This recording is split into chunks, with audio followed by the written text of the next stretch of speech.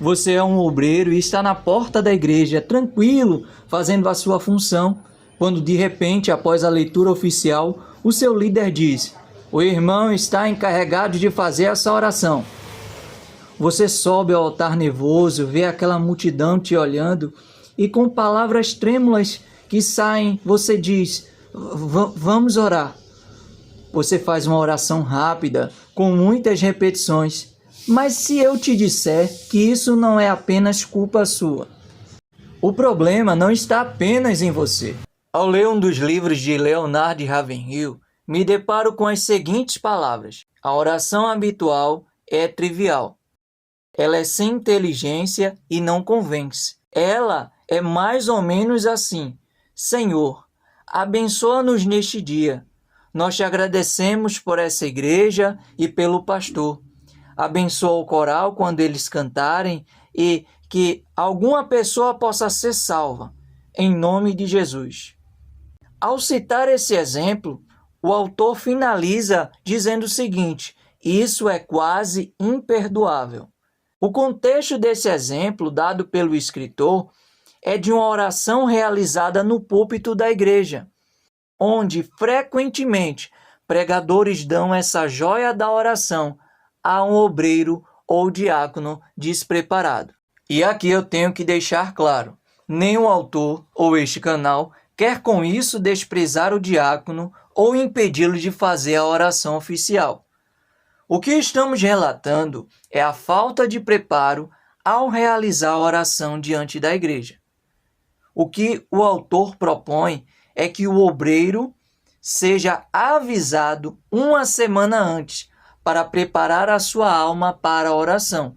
Ou seja, o obreiro ele vai buscar ao Senhor durante aquele período e quando chegar diante do altar, diante da igreja, ele estará pronto para fazer uma oração espiritual.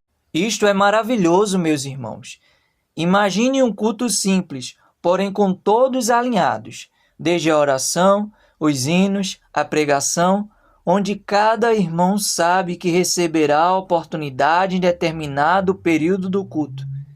E ainda assim, estes mesmos irmãos serem estimulados a buscar mais a Deus em um ato de consagração para realizarem bem a obra.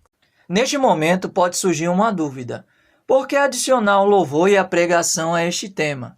Porque muitas vezes cada irmão faz do seu modo.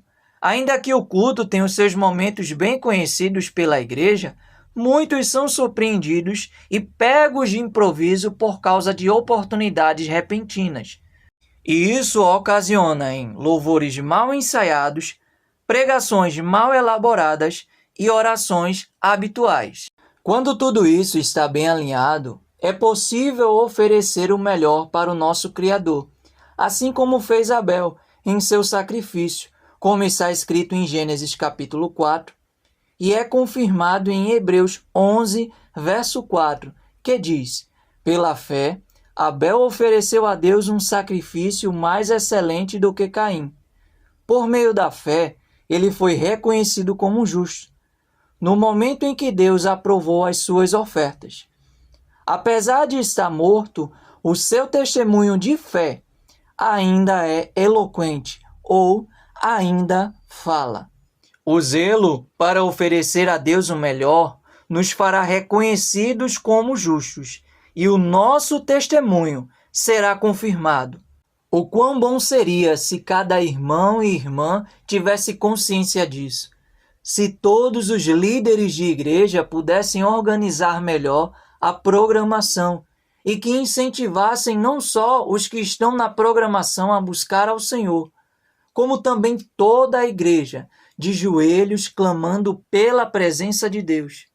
E neste momento, não vamos ficar apenas no si, e sim crer que assim será, ao buscarmos ao Senhor, apresentando a Ele isto em oração. Quando o obreiro se prepara e está em comunhão com Deus, ele e a igreja são tocadas por Deus de maneira sobrenatural. Inclusive, Ravenhill finaliza o seu texto da seguinte maneira: após a oração do púlpito, a temperatura sobe ou desce.